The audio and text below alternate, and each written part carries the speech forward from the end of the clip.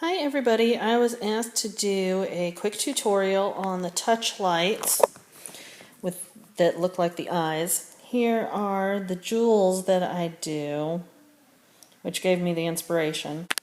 Okay, so what we've got is we've got our little dollar store touch light, toothpicks, and I've just got lots of different kinds of nail polish that are left over. I don't even wear nail polish.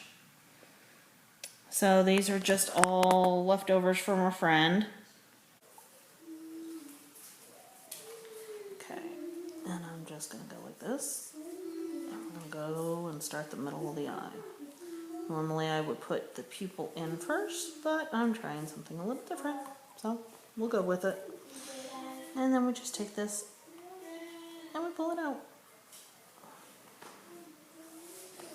Let's see, yeah.